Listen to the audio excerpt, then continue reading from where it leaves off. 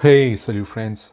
Today I'm sharing my impressions of Bois Imperial Extrait from Essential Parfums and also comparing it with the original. Now, the original Eau de Parfum came out in 2020.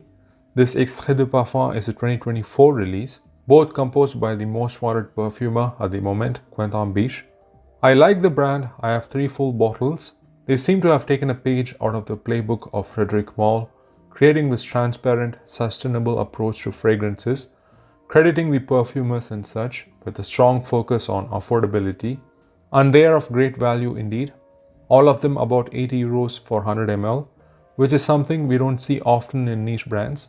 Their fragrances are clean, decent quality and approachable. As such, make for great office wear. This one, Bois Imperial particularly, I wore to the office heavily when it was released. So I do like the fragrance for what it is. This, along with Ganymede from Marc-Antoine Barrois, which I prefer, one of the most disruptive original creations of the last 10 years, of course resulted in the infamous reputation of Akigalawood. If you have not heard of Akigalawood, it is a synthetic raw material fraction from patchouli created by Givaudan. It has this crazy, diffusive, radiant, woody, musky, mineralic scent profile with an added nuance of fresh, inoffensive oud wood. I don't mind it in controlled dosage. This and Ganymede, both by Bisch, have made it so popular that every other fragrance from Givaudan, even by other perfumers, seem to openly declare its use, probably for incentivization. It's there in niche fragrances from the likes of Amouage and Maison Crivelli to designer fragrances like Kenzo, and more recently even in Hermes and Tom Ford signature releases, to the point that many people have grown tired of it, including myself to be frank. But brands are going to do what's best for their business. There is even a dedicated page on the Essential Parfum website talking about its incorporation in Bois Imperial. The EDP has this fresh, spicy, aromatic scent profile, which is of course made more distinct with the modern, mineralic, metallic, sanitized twist from the Akigalawood. It's very sharp, sparkly and peppery from the Timut. Also has some pungent, spicy, berry-like nuances. There's a prominent basil as well, adding to this aromatic touch. Dries down to this woody, dry, cedar and vetiver combination with this musky, molecular, clean styling. It is a fairly versatile, classy, fresh, yet potent, woody aromatic scent. Hence perfect for a daytime, semi-formal office kind of environment. Of course, it was under the radar for a while, and since then the popularity has grown, along with Ganymede, which it shares some similarities with. Now it is their bestseller, so as any business owner would do, they have capitalized on its success and have released their first Extrait de Parfum version as a flanker. The Extrait is almost double the concentration at 32%. When I first spray this, right away it became evident it's a genuine flanker, in that it's taking the original in the darker, richer, smoother direction. As such, they share a lot of similarities. I got the Timut pepper, only even more of a spicy kick with the addition of black pepper. I didn't get any fresh basil. Here it seems to be replaced by balsam fir, which gives this foresty, rainwood-like smell.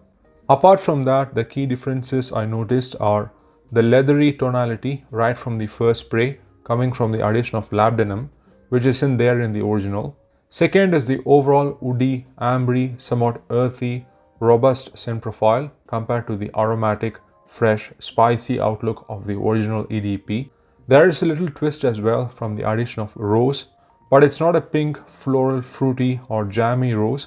It is more of a woody, slightly waxy, sharp, peppery, metallic rose, complementing the Timut and the woody base.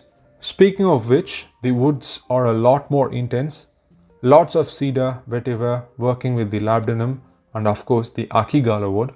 Here the overall scent is less sparkly, fresh and more darker, leathery and woody. If the EDP was grey, white, green, here I get a lot of brown, woody, leather kind of image. Of course, some similarities to the balmy suede leather in Ganymede is here.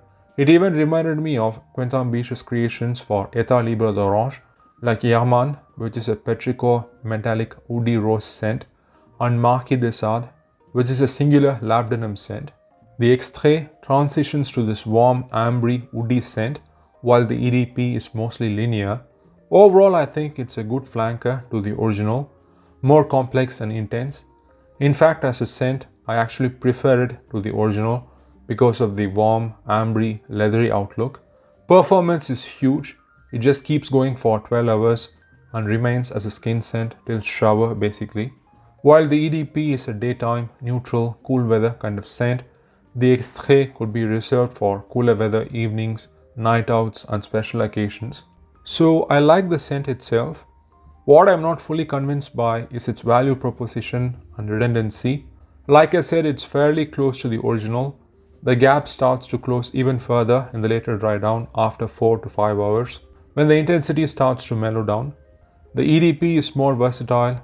It works for evenings. The performance is already huge. I made the mistake of wearing it during a summer day once, and it felt like it was just ballooning through the day, and I could not stop smelling it till the next morning essentially. So it already works for times when the Extrait could be used. And the last part is obviously the price. The Extrait is 130 euros for 30 ml, not even 50 ml, which is a lot if we consider the cost per ml, even for a popular niche fragrance in 2024. Plus, I associate Essential Parfums with value for money, and unfortunately, it's not the case here. In this case, I would stick to the original or just go for Ganymede Eau de Parfum, which behaves similarly. So yeah, though I think the Extrait is a very nice scent with a lot of warmth and possibly even higher quality, I'm not considering buying it for the redundancy and the price. Maybe if I find it at a steep discount, but certainly not at retail. We'll just go through this 2 ml for the office probably. It is quite potent, so someone who is a huge fan of the original and just wants to have an Extrait version may enjoy it. But I prefer to stick to the original, which is refillable by the way, and also Ganymede when I feel like I want this kind of scent profile. Plus, I'm also a bit fatigued by the signature style of Givaudan and Quentin Bisch. It's just being overdone within a few years at this point. Not sure if Essential Parfum will do more Extrait versions and ultimately how this one will perform, business-wise that is. We will wait and see. But for now, that has been my impression of Bois Imperial Extrait. Thanks for watching, take care and ciao.